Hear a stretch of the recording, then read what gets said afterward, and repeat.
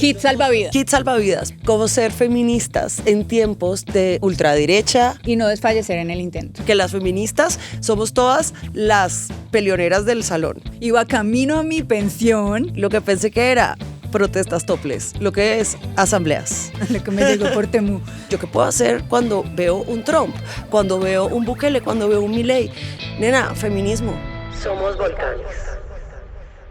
Hola, bienvenidas, bienvenidos al podcast Somos Volcanes, el podcast de Revista Volcánicas. Yo soy Catalina Ruiz Navarro, cofundadora y directora de la revista, y estoy aquí acompañada de Ita María, editora general de Revista Volcánicas. Por primera vez estamos grabando este podcast juntas, Catalina. Sí, para quienes no lo saben, yo vivo en México y también en Bogotá.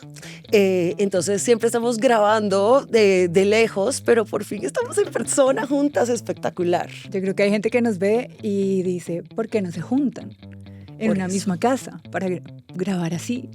Pues nada, entonces este es nuestro primer podcast tú a tú. Así es. Presencial. Y hoy vamos a hablar de, yo creo que el tema del que hablamos absolutamente todas las semanas, que es cómo ser feministas en tiempos de una avanzada de ultraderecha, antiderechos, fascismos, autoritarismos. Y no morir en el intento. Y no morir en el intento. Entonces, nada, les vamos a contar hoy nuestras cuitas, pero también cuáles son nuestras estrategias para sobrevivirlo. Un poco de esto hemos esbozado en los capítulos anteriores porque es la dura realidad de muchas de nosotras, pero sobre todo de aquellas que están haciendo activismo en lugares más hostiles, en condiciones más hostiles, en las periferias, no en los centros urbanos, no desde sus casas, desde la comodidad y la seguridad de una vivienda, muchas también sin redes de apoyo, y pues el clima está hostil, así sean las redes, está muy violento. Y la afectación emocional que trae todo esto, pues también. Entonces quisimos aprovechar esta juntada para hablar de ese tema que nos atraviesa tanto y en este momento de discursos de ultraderecha, de discursos prenatalistas, avanzadas, de todos estos movimientos antifeministas, directa y abiertamente antifeministas. Por esto, por supuesto, traemos para ustedes, hemos desarrollado un kit de supervivencia, unas ideas que nos han funcionado a nosotras durante todo este ejercicio de activismo y periodismo feminista para no desfallecer en el intento, para no dedicarnos a otra cosa, que creo que es algo a lo que muchas llegan a contemplar. Entonces arranquemos porque primero yo quería preguntarte, Kat, yo obviamente sé esta historia, pero quiero que la compartas con toda la audiencia de Somos Volcanes. ¿Cómo te hiciste feminista? ¿Cómo llegaste al feminismo? Bueno, yo pienso que yo vengo de una familia de 3 generaciones de mujeres, mis abuela, mamá, que eran feministas en la práctica, pero que no usaban la palabra. La palabra feminista quedó muy estigmatizada en los 70s. A mi bisabuela, que a duras penas sabía leer y escribir, no le llegó. A mi abuela tampoco.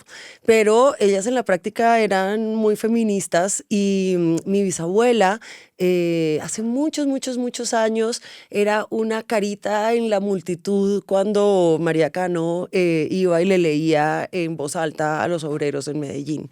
Mi bisabuela quedó fascinada, le pareció espectacular, militó con las sufragistas, pero no una militancia importante. Estamos hablando de una mujer que solo sabía escribir su nombre, entonces si acaso demandadera, pero tenía unas ideas políticas muy fuertes y vivió con mucha frustración de no poder votar hasta tener 57 años. Entonces a mí mi bisabuela, que era quien me cuidaba además, se le rezaba el rosario, luego se leía el periódico El Espectador, y esto es importante por lo que sigue, y me llevaba a votar con ella. En esa época uno tenía que hundir el dedo en la tinta para que supieran que votaste, y como era ella tan viejita, ya en los 90 años, a mí me dejaban entrar con ella y yo hundía mi dedito también y me explicaba, no sé, creo que el ejercicio, la idea de que hay que estar involucradas en una democracia viene de ahí. Y también una cosa que me quedó muy clara, que me quería mi abuela que yo supiera, era lo difícil que era que yo pudiera votar. Que allá nadie le enseñó a leer y escribir. Ella aprendió a leer autodidacta y por eso se leía el periódico, pero no podía escribir. Y el inmenso privilegio que eso significaba para alguien, para una mujer, y también tener participación política. Yo creo que eso es uno, pero yo pienso que la columna del Espectador, de verdad, que fue una cosa que me hizo ser feminista en público. Para quienes no sepan, esta columna del Espectador arrancó en el 2008, o sea, de hecho estoy por estos días cumpliendo 17 años de tener la columna. Yo creo que gran parte de nuestra audiencia no había nacido en ese momento. Era muy difícil tener una columna en un periódico. Sí, a mí me la dieron por terquedad, porque yo no conocía a nadie, me conseguí el mail de Fidel Cano en una fiesta y lo empecé a spamear con columnas durante 6 meses y luego empezaron a salir en las cartas al lector hasta que me llamaron a decirme que me daban una columna. Y en ese momento yo era la columnista más joven del periódico. ¿Cuántos años tenía? Uy, yo tenía como 23, 22 años, de verdad, muy chiquita. Una bebé. O sea, un cigoto. Y fue una audacia, un cigoto porque además fue una audacia porque yo les quiero decir que no sabía nada de nada, pero era muy audaz. Por lo menos sabía que nada sabía. Yo estudié filosofía, ¿ven? Entonces, la pregunta que yo me hice es, ¿yo qué puedo decir con más propiedad que todos estos señores que aparecen en las páginas del Espectador, que son unos señores cabeciblancos con doctorado, que han sido ministros? Bueno, o sea, por favor. Y había un tema del que yo podía hablar, del que ellos no podían hablar, y era aborto. 2 años antes se había despenalizado aborto en Colombia por 3 causales. A mí me había parecido fascinante como todo el debate, y era un debate que estaba como penetrando como la vida diaria de todo el mundo, y a mí y a mis amigas esto nos atravesaba de forma distinta porque nosotras estábamos comenzando nuestra vida sexual, teníamos unas aspiraciones profesionales, a lo que más miedo le teníamos en la vida era quedar embarazadas, y la posibilidad de abortar era una cosa pues maravillosa. Yo empecé a escribir de eso. Te quiero decir que mi primera columna viral fue fue sobre aborto. Había un procurador, oigan, les estoy diciendo historia patria al feminismo, había un procurador antiderechos en Colombia que era nuestro principal némesis de todo el movimiento feminista, y que perseguía a las defensoras del derecho al aborto, y yo hice una columna que era una carta abierta a sus 3 hijas, porque él tenía 3 hijas. Y era como preguntándoles, pues, ¿qué van a hacer ustedes si un día necesitan abortar? Esa columna se hizo viral y entonces ahí el movimiento de aborto se me empezó a volver una fuente. Yo empecé a ir a conocer a las feministas, a entrevistarlas, a hablar con ellas, y se me empezó a volver todo el movimiento feminista, pues mi fuente principal como periodista. Y ya más adelante, gracias a alguien que fue mi mentora y es una gran amiga, Mónica Roa. Te amamos. Sí. Te amamos, Mónica. Era la directora de programas en Women's Link y quien puso la tutela que había despenalizado aborto precisamente. Nos conocimos, nos hicimos amigas, me llevó a trabajar haciendo comunicaciones en Women's Link y entonces ahí pasé de cubrir el movimiento a estar dentro del movimiento haciendo comunicaciones. Y bueno, ya desde ahí feminista, pero lo que quiero decir es que cuando esa columna salió, esa columna me obligó a nombrarme feminista en público y en ese momento yo les estoy hablando de la prehistoria. Las únicas 2 columnas feministas que habían en diarios en Colombia eran la de Florence Thomas, que es una de las precursoras del feminismo en Colombia, que estaba en El Tiempo, y yo en El Espectador. Hoy hay toneladas de columnistas feministas en todas partes, en todas las redes, en todos los medios, pero en ese momento habíamos 2, es de verdad picando piedra. Bueno, toneladas no hay, yo creo que todavía siguen existiendo muchos medios, diría que la mayoría de los medios que pueden tener una nómina de columnistas, y vas y ves quiénes son esos columnistas y son estos mismos señores. Había muchas en 2016, 2015, llegamos a ser muchas columnistas feministas en los medios y ahora esto se ha acabado bastante. Pero vamos a hablar de eso más adelante. Ita, cuéntame tú, ¿cómo te hiciste feminista? Yo he contado esta historia 500 veces en mis 2 libros. Yo creo que la gente ya está muy cansada. Pero para quienes no sepan, yo llegué bien tarde al feminismo. No tuve esas nociones y esas referentes tan cerca en mis contextos y en mis burbujas también, en Cali, en en donde crecí. Y creo que me empecé a acercar al feminismo desde unos lugares muy contraintuitivos, desde la moda, desde el estudio de tendencias, de pronósticos, de los cambios en los comportamientos de las generaciones. Por ahí yo trabajaba, industria de la moda también hace muchos años en la prehistoria. Nosotras ya estamos en un punto en que hemos vivido varias vidas. Muchas vidas. En donde uno se acuerda y dice, esa Catalina, ya no soy yo y no tiene nada que ver conmigo. Sí, otra vida totalmente. O sea, 3 citas atrás. Sí, total. Sí, odio hablar de mí misma en tercera persona, no.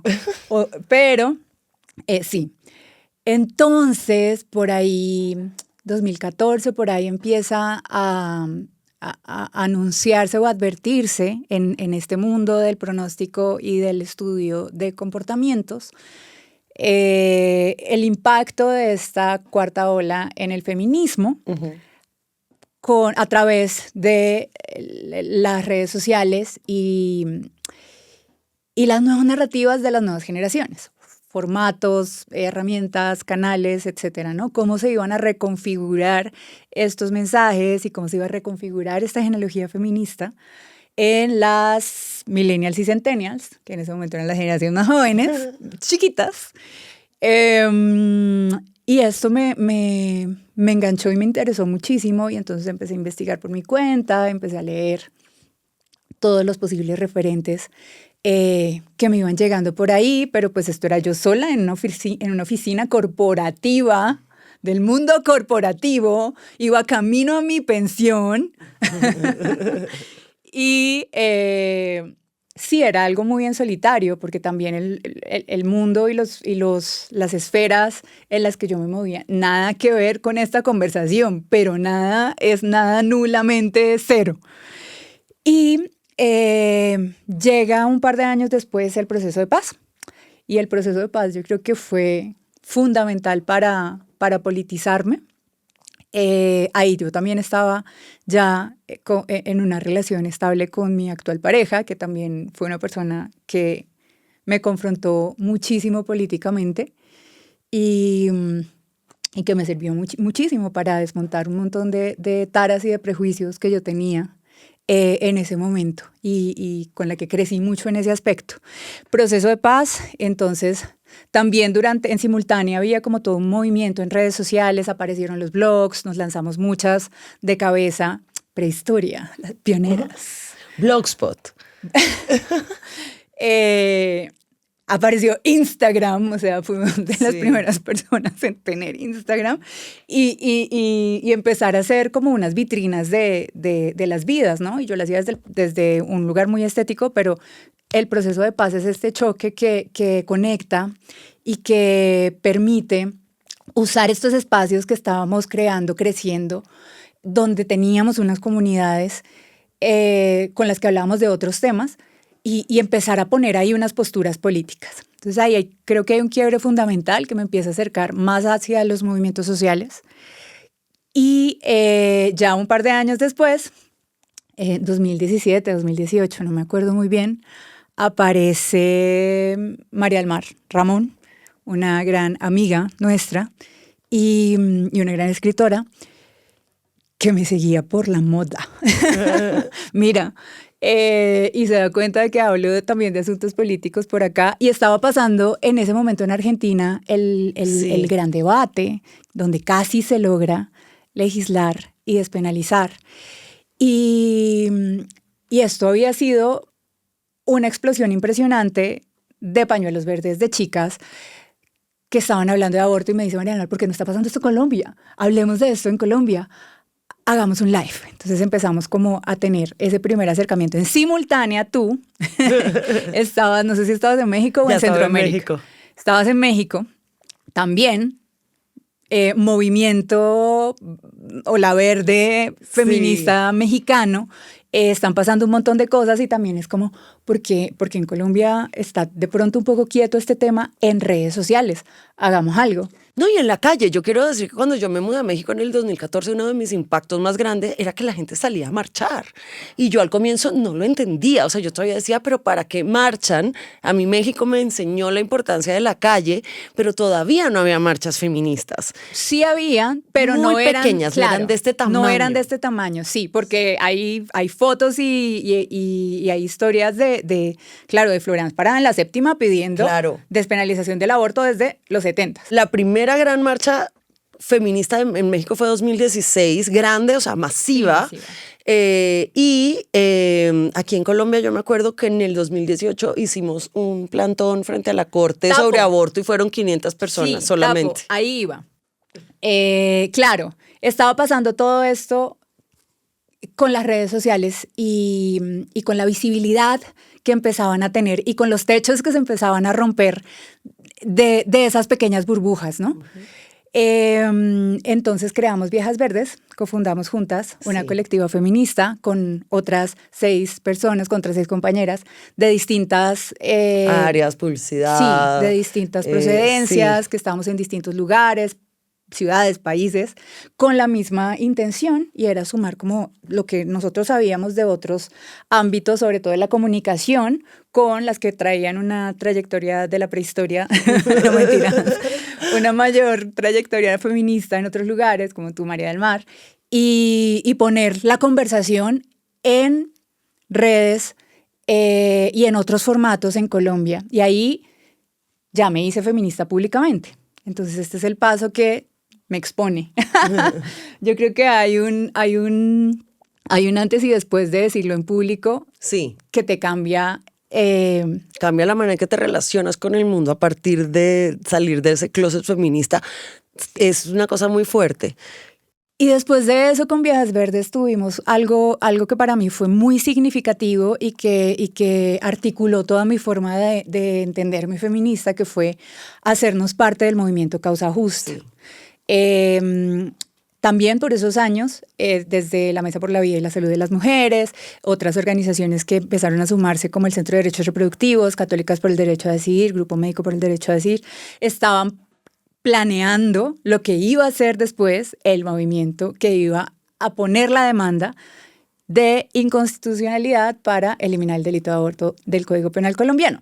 Ellas vieron estas chicas, que claro, éramos las jóvenes del momento, quienes son, pues, que están haciendo pues tanto ruido en redes, porque llegamos e hicimos bastante ruidito, hicimos unas campañitas sin pedir permiso que fueron muy polémicas. Nadie. Fueron campañas muy polémicas, yo creo, porque estábamos trayendo una estética diferente a cómo se pensaba el feminismo en ese momento, y para muchas personas esa estética no estaba permitida. Yo te quiero decir que este vestido que tengo puesto, nosotras fuimos a hackear el iFestival a Cartagena. Para quienes no sepan, que es un festival súper elitista, y aprovechábamos que varias iban a cubrir y aprovechábamos que venía también cogiendo fuerza el tema, ¿no? Lo que pasó con Viejas Verdes atrajo muchas nuevas chicas jóvenes que no eran feministas a esta conversación. Entonces empezamos a hacer conversatorios. Entonces dijimos, vamos a aprovechar, vamos al festival y hacemos un conversatorio en Cartagena, porque se dieron las posibilidades. El conversatorio era abierto, gratuito, hermoso, se llenó. Hicimos un montón de estas cosas. Y estábamos nosotras allá en Cartagena, muertas del calor, con nuestros vestidos verdes. Y eso es muy bobo, pero a la gente eso le hizo como mucho encono. Yo me acuerdo que a mí me pusieron un tweet que dice que yo me vestía con ropa muy cara, y entonces resulta que este vestido me lo hizo mi mamá.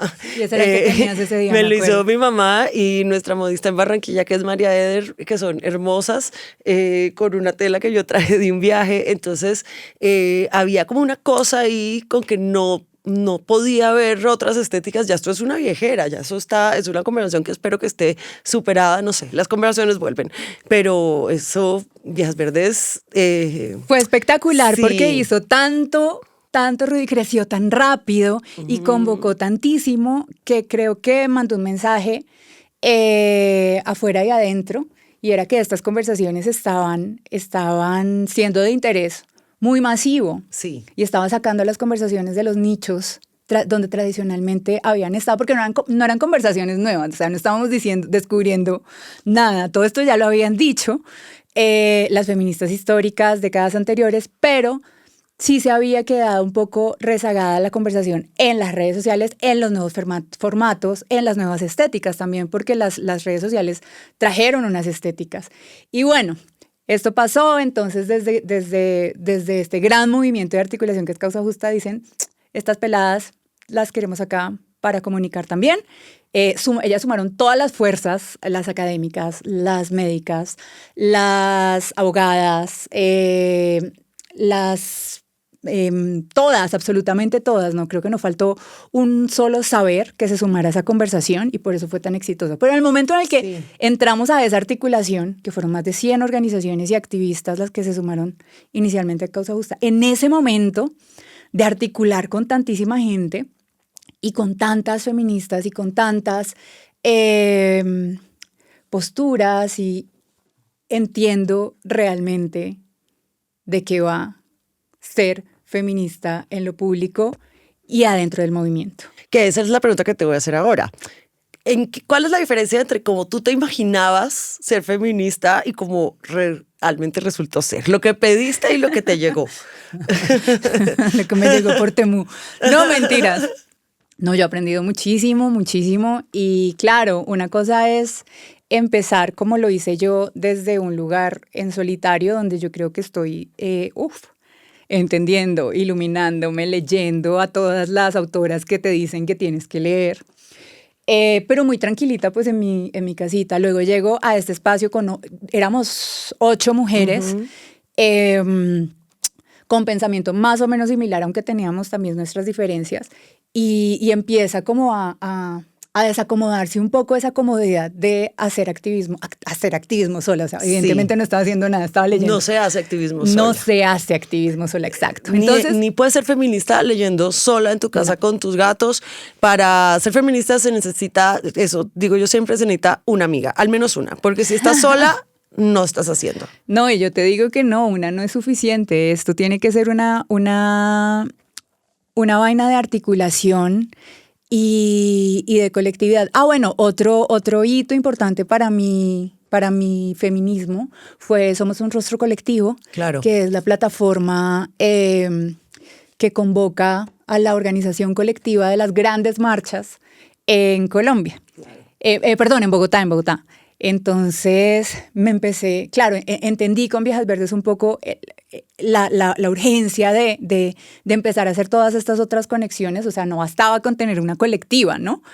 Esta colectiva tenía que estar articulada con los movimientos de ciudad y con el movimiento de país para que esto fuera a un mismo lugar. Y la diferencia es total, porque tu comodidad o tu manera de concebir tanto el feminismo como la estrategia, como lo que hay que hacer, como las prioridades de lo que hay que hacer de cara a ese propósito común de todas, que es el bienestar colectivo, que todas estemos bien, que todo el mundo tenga una buena vida, que todas las mujeres tengan una buena vida, pero que también todas las sociedades sean más justas.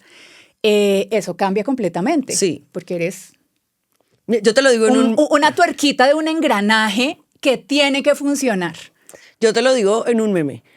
Lo que pensé que era protestas toples, lo que es asambleas. Asambleas muchas. Sí, muchas. Si tú no vas a las asambleas, amiga, te falta meter, o sea, estás como en una piscina y metiste el dedito. Sí. A ver si el agua estaba caliente, tibia o fría. Hay un chiste que contamos las feministas en todas las asambleas y es: ¿cuántas feministas se necesitan para cambiar un bombillo? 99. Una para poner el banquito, otra para cambiar el bombillo y 97 para hacer una asamblea para decidir quién va a cambiar el bombillo y quién va a poner el banquito. Y esto, a ver, yo pienso que por un lado es la parte más aburrida del feminismo. Yo quiero decirles que son muy aburridas las asambleas y que son muchas muy veces largas y a veces no se llega a nada. y son difíciles. Pero yo pienso que ahí está como el tuétano de lo que es el movimiento, porque es un compromiso y es la necesidad de tener paciencia, voluntad de articulación y una voluntad de mediar cosas para poder trabajar juntas. Esto es duro, porque les quiero decir que las feministas somos todas las peleoneras del salón. Entonces, estos Sí, son somos. todas las peleoneras del salón juntas diciendo, ¿y por qué? No estoy de acuerdo, pero explícame cuál es la razón. Entonces, son muy duras, son muy aburridas, pero... A veces son muy divertidas, a veces son divertidas. de tanto disenso. Pero, por ejemplo, una cosa que yo pensaba mucho, pienso que esa es de las fortalezas grandes que tiene el feminismo latinoamericano, es que está muy bien articulado. O sea, nosotros tenemos un evento como el Encuentro Feminista Latinoamericano y del Caribe, que es cada 3 años, a donde el pasado fuimos 1.600 feministas.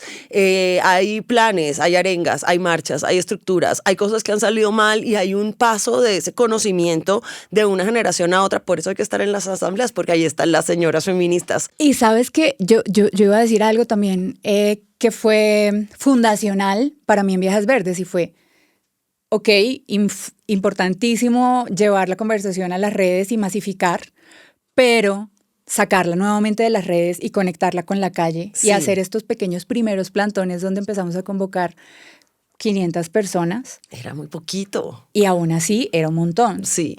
Y tener esta conexión que para mí fue maravilloso hacerlo en Causa Justa, intergeneracional, y tener la posibilidad de conversar, aprender, pero al mismo tiempo militar lado a lado de mujeres feministas tan importantes históricas para este país como Florence Thomas, Ana Cristina González Vélez, que han sido fundacionales, fundamentales, maravillosas, que amo profundamente.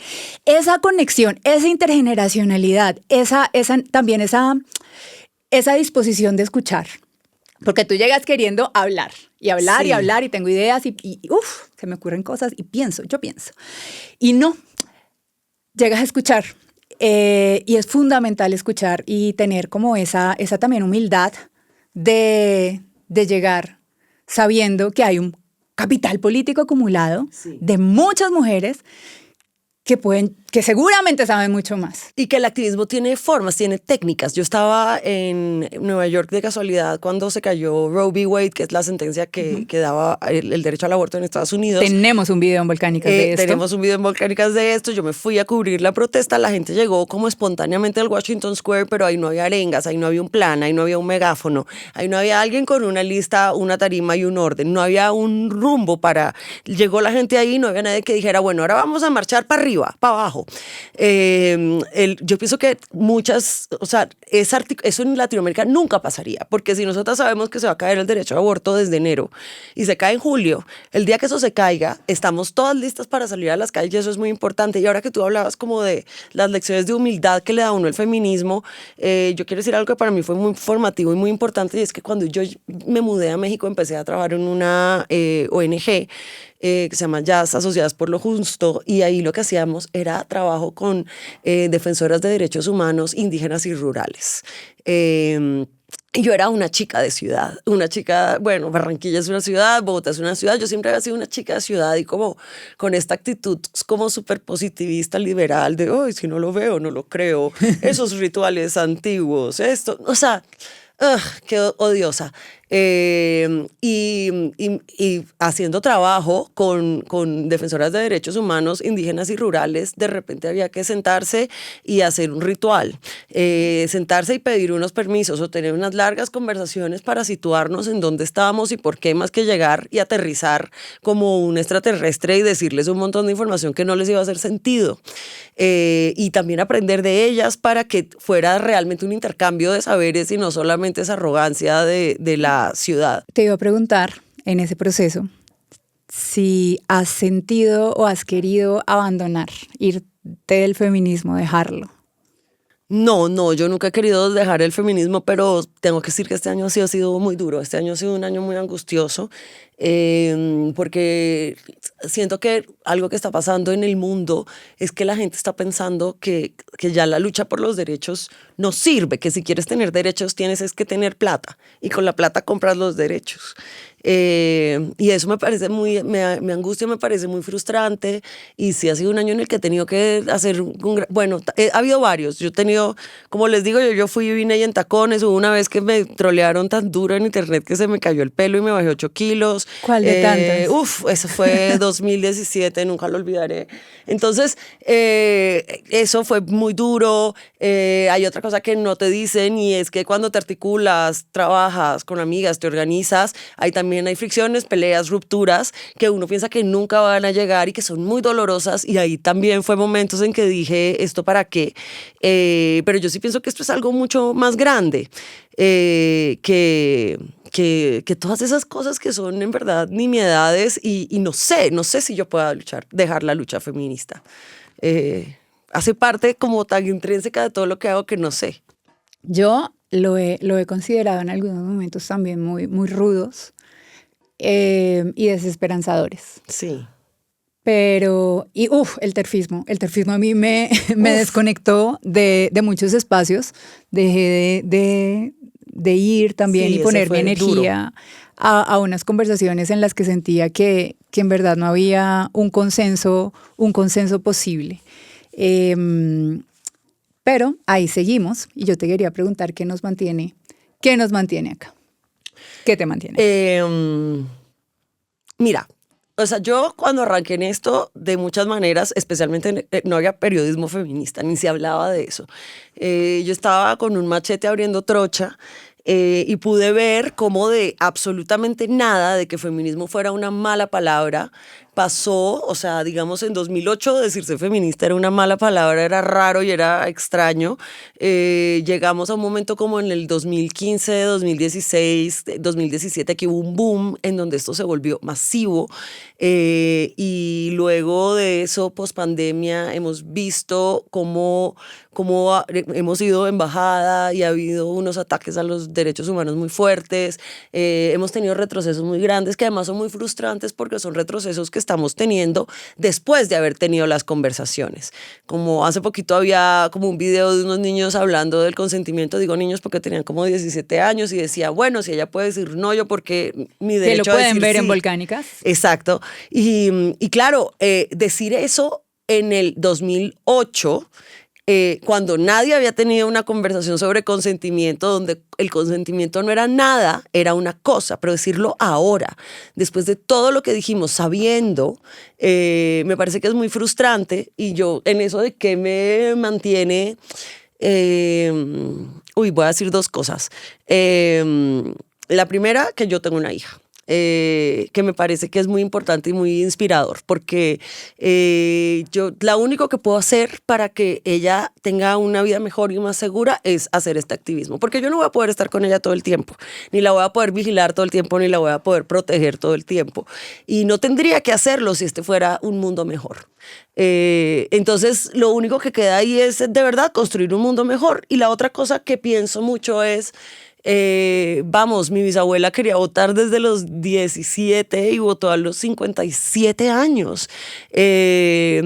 Y ahora que yo contaba esta historia, que les decía que ella aprendió a leer autodidacta, leyendo El Espectador, bueno, ese fue el primer diario en el que yo, su bisnieta, publiqué una columna. Ella no llegó a leer esa columna nunca. Las luchas que ella tuvo, las cosas que me enseñó, las formaciones, todas esas semillas que ella dejó en mí, ella no pudo verlas porque se murió en 1998, pero aquí están.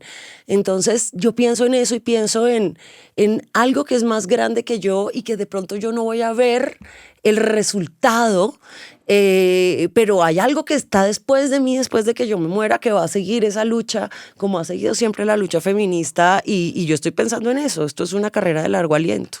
Y a veces no vamos a triunfar en nuestra vida, pero hay que creer que sí, porque si no es caer en el cinismo y el nihilismo, y no creo que eso le lleve a uno ni sea bueno emocionalmente tampoco. Cuéntame tú, ¿qué te mantiene siendo feminista, especialmente en un año como el 2025? Yo creo que un poco lo que mencionabas tú, y es pues entender que esto es mucho más grande que yo, que va mucho más allá, pero también me mantiene pues la esperanza. Yo sí creo que si no tuviera bien cimentada esa esperanza, pues ni sería feminista, ni había entrado a este movimiento y a esta conversación con ánimos de cambiar y de transformar tantas cosas, sociedades, paradigmas, etcétera. Y también me mantienen las redes que he construido, pues que se han vuelto ya parte de mi vida. Es que el tránsito al feminismo fue completo. Era una persona antes y soy otra persona ahora. El día que yo diga, dejo de ser feminista, pues también dejo de ser esta otra persona que tiene un montón de construcciones. Renuncié a mi trabajo corporativo, me fui de cabeza a trabajar en el mundo de los derechos humanos, me dediqué a aprender también toda esta estructura que me faltaba porque no la tenía. Y también hubo momentos muy difíciles en lo afectivo, porque al enunciarte públicamente... Uy, sí. Feminista y sobre todo aborteras, porque es que además fue como entrada con toda. Mira, feminista y aborto. Se rompieron muchas amistades, o por lo menos no se rompieron tanto, pero se resquebrajaron. Ahí pasó algo como en el sistema de valores. Cuando el sistema de valores que compartes con una persona se quiebra, pues la amistad queda ahí como un poquito en el aire, ¿no? Sí. Familiares también. Hubo mucho roce, mucha confrontación. Se pierde intimidad cuando no compartes valores. Absolutamente, no hay nada que hacer cuando compartes valores, o sea, alguien se tiene que ir o fingir que no pasó nada y al final eso se cae por su propio peso. Sí.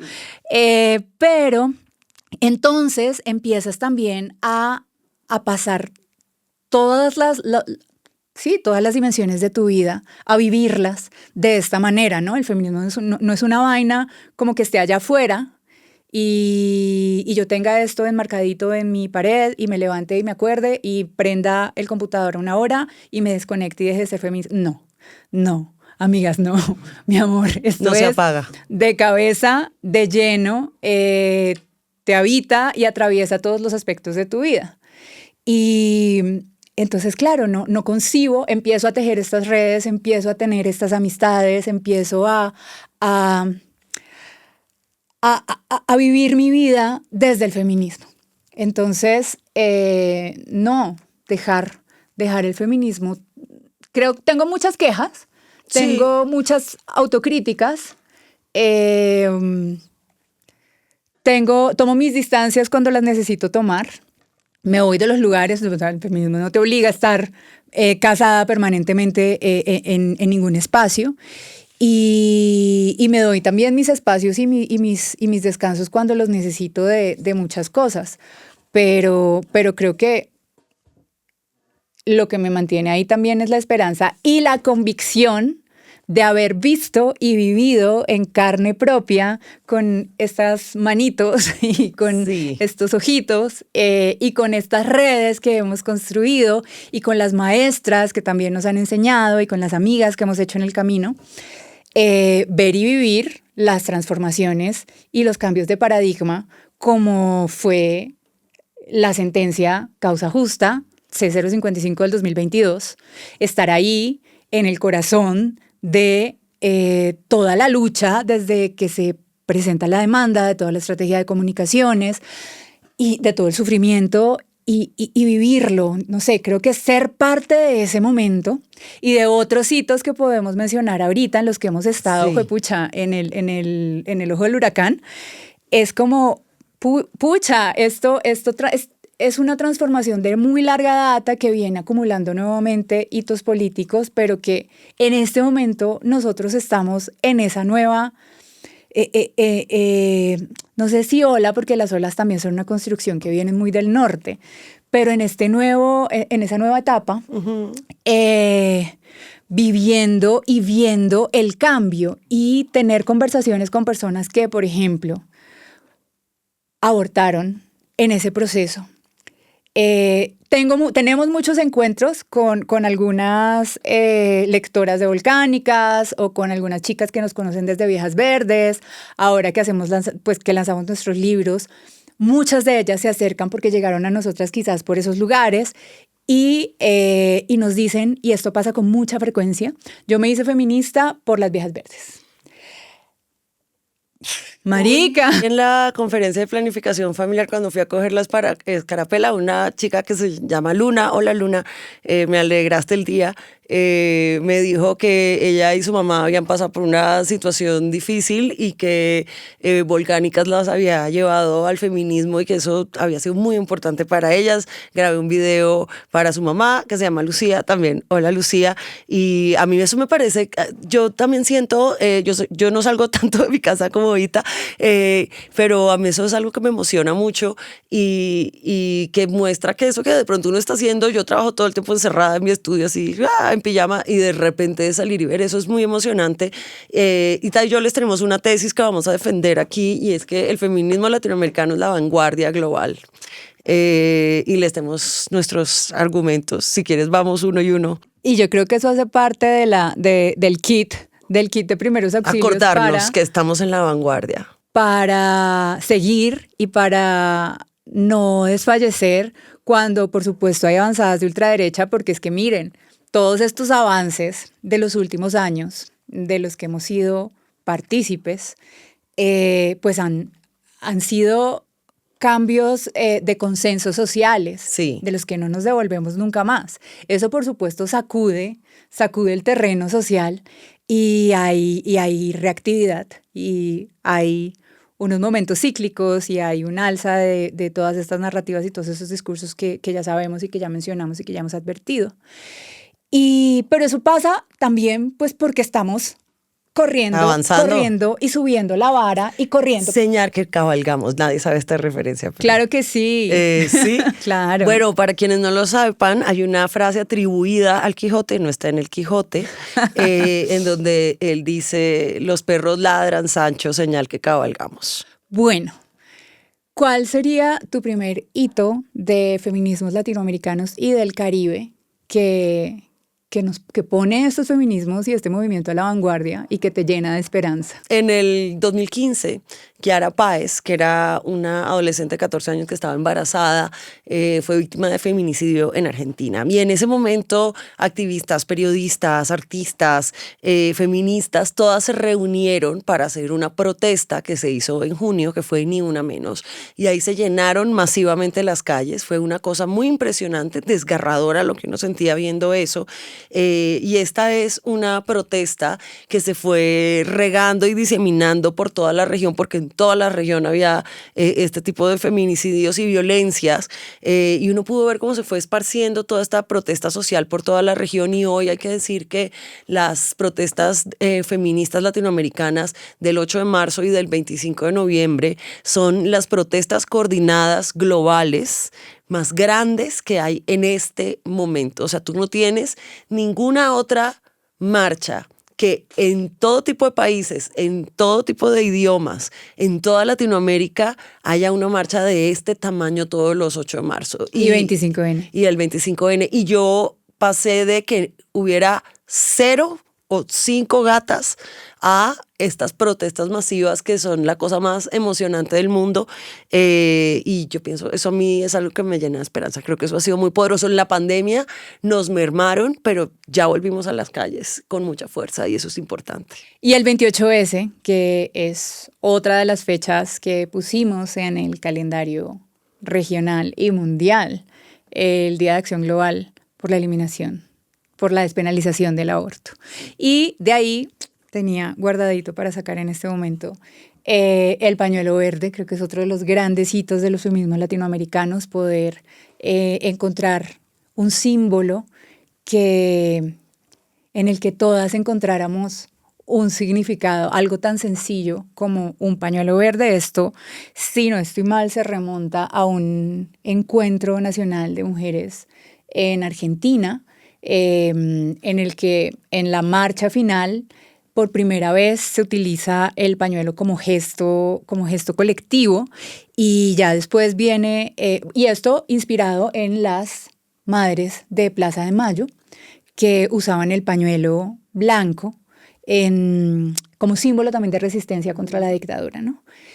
Y luego viene, claro, viene la campaña en Argentina, viene en el 2018, más o menos, esta eclosión de los feminismos jóvenes, de las feministas jóvenes con el pañuelo verde en todas partes. Tú ibas a Argentina en estos momentos y el pañuelo verde estaba en los buses, en las calles, en los colegios, en los premios. Las actrices llevaron el pañuelo y el color a muchos lugares, a los programas de chismes que duran horas en Argentina. O sea, sí se volvió un símbolo también de la cultura pop.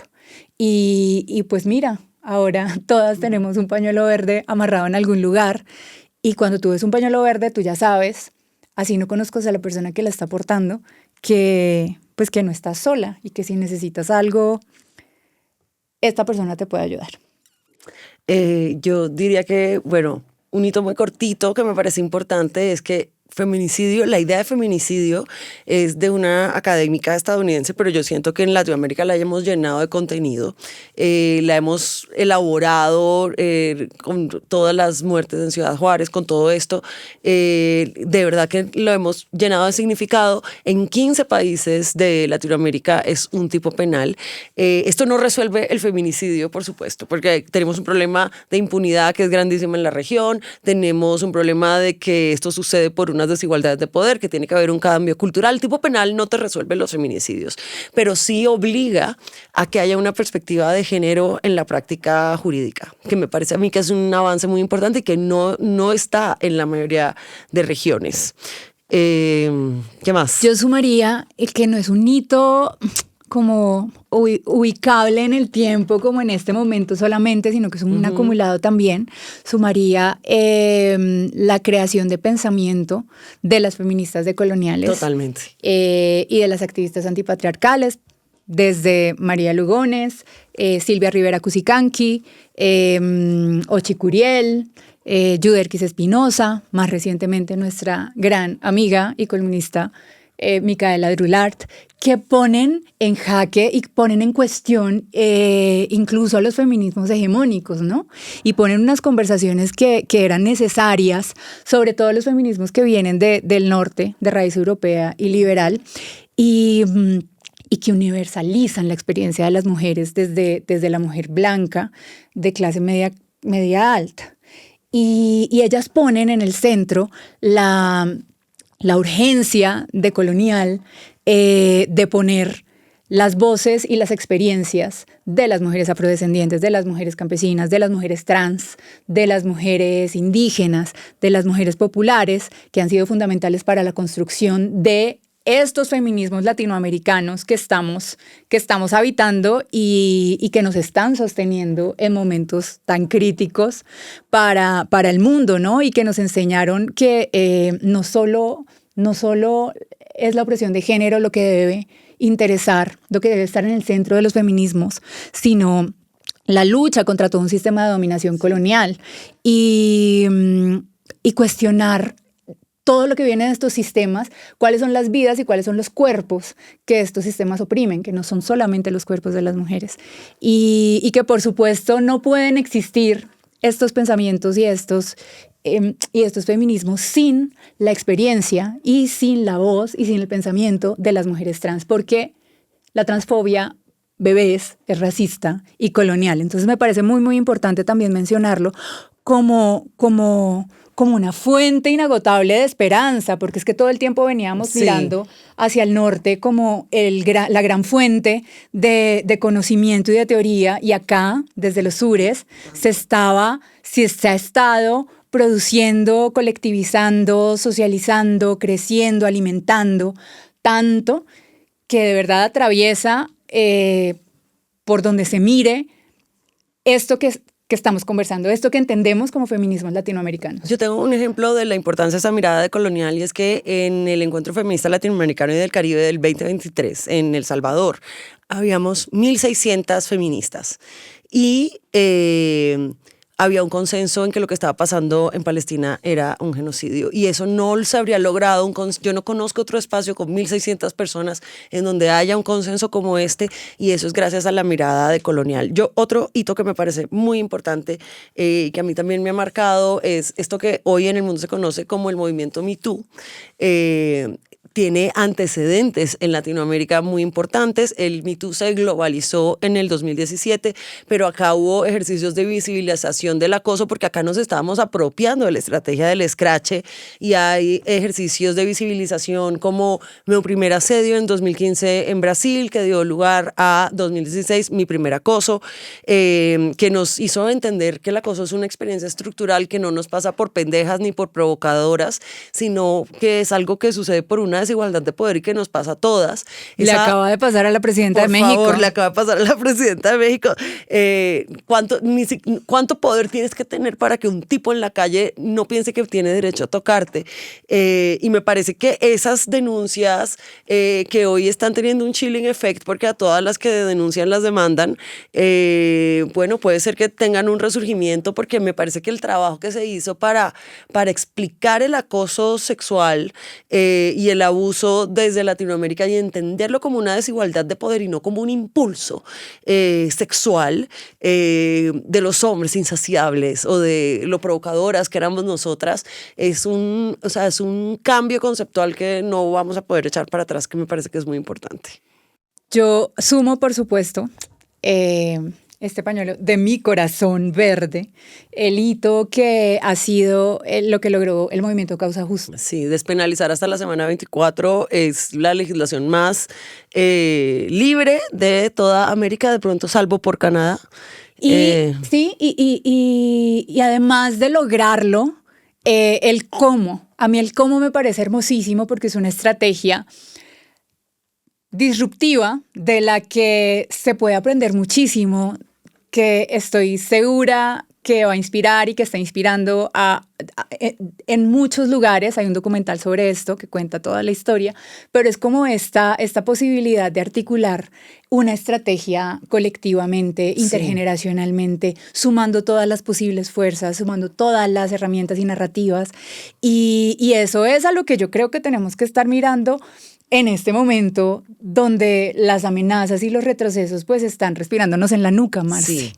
Entonces, sumo el hito que representa el fallo histórico, que es la sentencia C055 del 2022 en Colombia, la sentencia Causa Justa, aborto libre hasta la semana 24, sin ningún tipo de condición. Y a partir de ahí, por supuesto, se mantiene la sentencia anterior, C355 del 2006, que despenaliza el aborto en 3 causales. Entonces, esto es revolucionario y paradigmático para Colombia, para Latinoamérica y para el mundo. Otro muy cercano a mi corazón es que no hay región en el mundo donde haya tantos medios de periodismo feminista ni tantas periodistas que nos asumamos periodistas feministas como en Latinoamérica. Uno va a eventos de periodismo en el mundo y la gente no está hablando de periodismo feminista, y aquí llegó a haber un montón de medios feministas independientes en toda la región. El periodismo feminista en este momento tiene 2 grandísimas amenazas terribles. Una es la desfinanciación de todo el ecosistema de derechos humanos, y la otra es el acoso judicial. En Volcánicas nos enfrentamos constantemente a ambas. Nuestro día a día. Sí, pero por lo menos en acoso judicial hay algo que a mí me pone muy orgullosa, y es la sentencia T452. Ahorita que estábamos hablando de momentos en que pensaste en dejar el feminismo, bueno, cuando me demandaron por $1,5 millones por hacer una investigación sobre presunto acoso sexual contra un director de cine muy famoso en Colombia. Él me mandó a mí y a la colega con la que hicimos esta investigación por $1,5 millones, nos puso una tutela y nos puso una denuncia penal. O sea, más acosados judicialmente no podemos estar. Es una cosa muy angustiosa. Quiero decirles que eso es una carga emocional muy fuerte, pero la tutela llegó a la Corte Constitucional, que hizo la sentencia T452, en donde dicen que el acoso judicial es una forma de censura, que las denuncias por violencia sexual son discurso especialmente protegido en la libertad de expresión y necesario a la democracia, que el periodismo feminista le añade una capa ética al oficio que mejora el oficio del periodismo.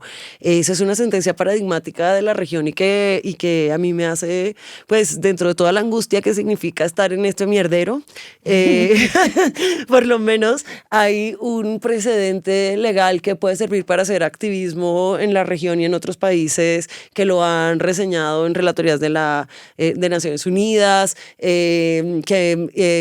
sí, que a mí me pone muy orgullosa que seamos parte de eso también. Es que yo creo que además de mantenernos y sostenernos acá todos estos hitos y un montón que nos quedan por fuera, porque, oigan, no alcanzaríamos, es el orgullo de estar ahí, verlos gestarse, ver todo contra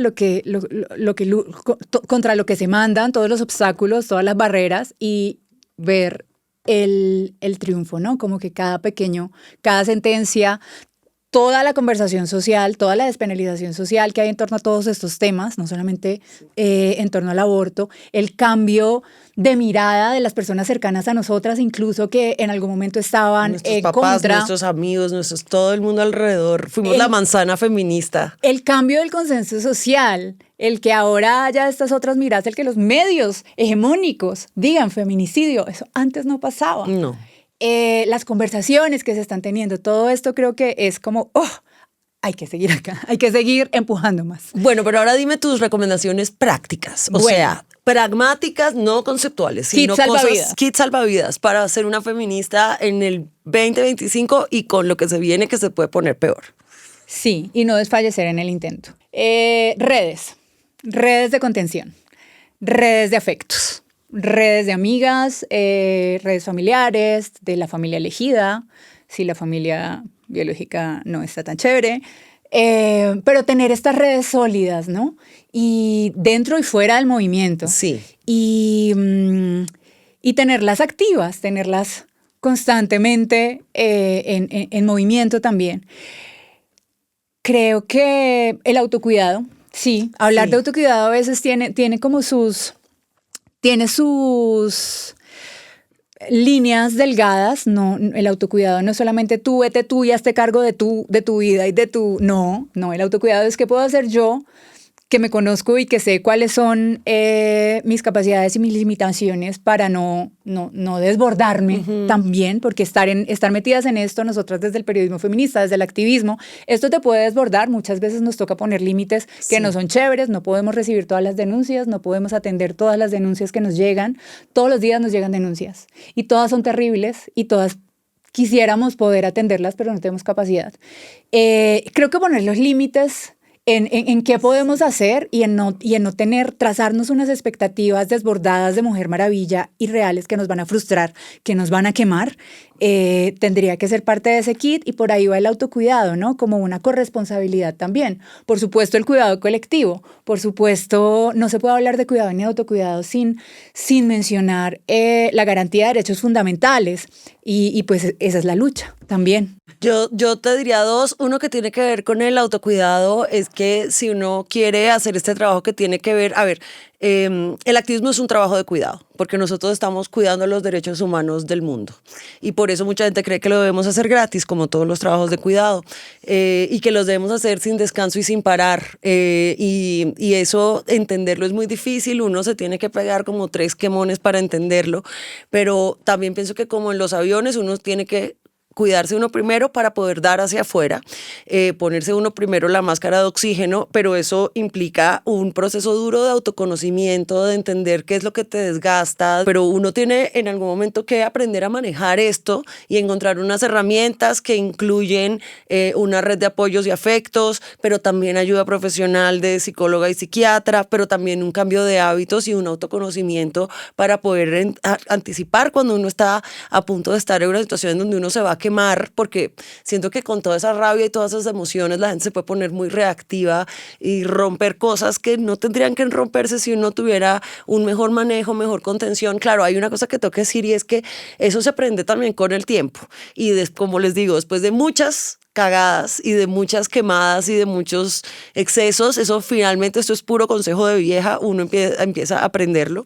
Y mi segundo tip... Pero para eso yo metería ahí encajonadito salud pública y Sí. salud mental de calidad para todas las personas. Pública para todas las personas, definitivamente. No, o sea, TikTok no te va a resolver tu salud, tu problema de salud mental. A veces se necesitan profesionales y para eso se necesita un sistema de salud robusto que garantice esto como un derecho. Otro tip importante que les tengo, que a mí me ha salvado la vida, es tengan una amiga abogada feminista. Un saludo a nuestras abogadas feministas. Sí, a María Camila Correa y Ana Bejarano, que nos han salvado la vida. El derecho yo pienso que es una brujería y hay unos brujos específicos que son los abogados que lo saben todo el lenguaje. Hay que tener amigos abogados, ojalá en otras, no, ojalá feministas, pero también ojalá en otras áreas. Hay que tener a alguien a quien uno pueda llamar en WhatsApp y decirle: creo que me acaba de llegar una demanda, dime qué hacemos, o conoces a alguien que pueda ayudar a fulanita que tiene un problema de violencia doméstica. Otro tip que yo sumaría es tener espacios de esparcimiento, de hobbies, de diversión, de fiesta, al margen del activismo y el trabajo activista que realizamos, ¿no? O también dentro del trabajo activista. O también dentro, sí. Pero que no todo puede ser sufrimiento, trabajo, desgaste. Saquen el tiempo para la celebración, para la fiesta, para el esparcimiento, para el descanso. Márquenlo en sus agendas. No sé si les está costando trabajo encontrarlo, pero es fundamental. La fiesta es política. Yo descanso poco y salgo poco, porque además de feminista, directora de una revista, soy mamá. Pero sí se necesita, o sea, yo no diría que el tiempo que yo paso en familia y con mi hija y con mi esposo es un espacio de desconexión, porque siento que me conecta más con la lucha que estoy haciendo.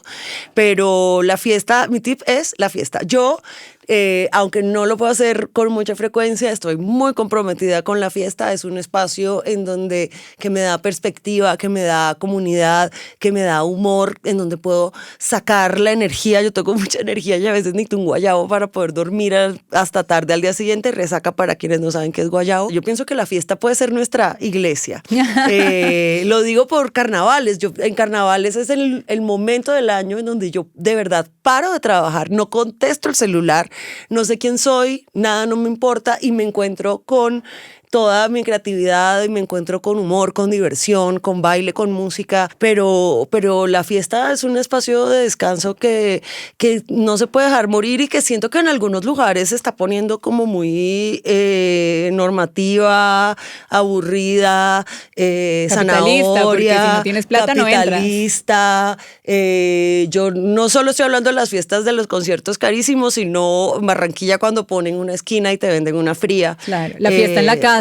Sí, la fiesta en la calle, la buena música, el placer de bailar y conectarse con otras personas, con eso me parece que es algo muy hermoso y que a la fiesta le podemos poner nuestros valores feministas si queremos, que es algo que no podemos hacer en la misa. Claro que sí, yo no creo que sean espacios para desconectar, sino espacios para reconectar, disfrutar, para descansar, para espacios de esparcimiento, sí. Espacios que son necesarios dentro de la agenda feminista para también. acordarse que hay un mundo bonito, divertido, interesante, vibrante, a pesar de todas las cosas duras con las que uno tiene que lidiar siendo feminista. Y seguir creando comunidad. Creo Sí. que eso es fundamental siempre. No hay activismo solitario posible. Y bueno, yo creo que hemos tirado por ahí varios tipsitos y varios recorderis de lo esperanzador que sigue siendo estar apostándole a una transformación social. Sí. Y también creo, después de esta conversación, que no estoy segura, no somos las mismas feministas que empezamos siendo. Y qué No. chévere reconocerlo. Baby Cat era otra feminista que miro con mucha ternura y compasión. Yo le agradezco por su audacia, por haberse tirado a cabeza que se necesitó para tenerme aquí.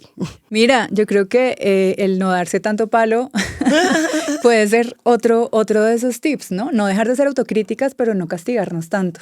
No cargar con esas culpas de pronto de, no sé, todas no somos las mismas feministas que empezamos siendo, afortunadamente. No somos las feministas que llegaremos a ser, seguramente. Y creo que uno está en el esfuerzo permanente por ser más feminista y mejor feminista mañana que hoy, que creo que es algo que se tiene que hacer permanentemente. Esto hay que actualizarlo, no podemos llegar a viejas y de repente estar totalmente desconectadas de las luchas de las chicas más jóvenes. Hay que estar conectada todo el tiempo. Sí se puede ser feminista en un mundo de avanzada ultraderechas. Yo pienso, chicas, chicos que nos están oyendo, que las cosas se pueden poner peor. Hay una avanzada de fascismos, gobiernos autoritarios en el mundo que una de las cosas que se han dado cuenta es que para imponer un sistema desigual en donde vayan a precarizar a todo el mundo, a las mujeres nos tienen que quitar nuestros derechos. Porque para que el trabajador se vaya a la fábrica a trabajar por un salario de mierda, necesita una mujer en la casa, tendiendo la cama, haciendo la comida, haciendo la limpieza, gratis y sin ningún reconocimiento, totalmente sometida y sin tiempo para salir a reclamar sus derechos. Para que este sistema explotador funcione, nosotras tenemos que estar en un lugar de sumisión, subyugadas y sin derechos. Y por eso es que los autoritarismos, fascismos, antiderechismos y derechas están, lo primero en su agenda es ir por los derechos de las mujeres, nuestro acceso a la independencia económica, a los derechos a la vida pública. Entonces... Y por eso Tradwives. Y por eso y hombres de valor y todas estas narrativas. Pero por eso con mayor razón esto es lo más importante que podemos hacer. Ustedes dicen, ¿yo qué puedo hacer cuando veo un Trump? Cuando veo un Bukele, cuando veo un Milei. Nena, feminismo. O sea, lo que está, la barrera que está aguantando el avance es el feminismo y nosotros estamos haciendo en la trinchera de hacer el cambio narrativo en nuestras familias, con nuestros papás, nuestras mamás, nuestras abuelas, nuestros hermanos, novios, hijos, perros, gatos.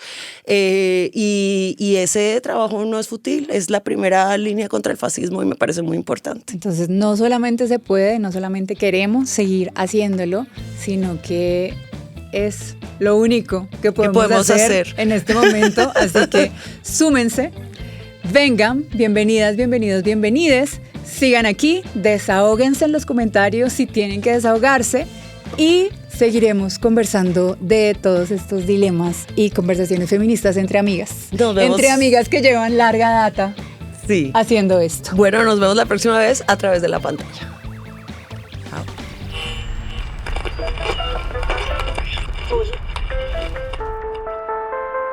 Somos volcanes.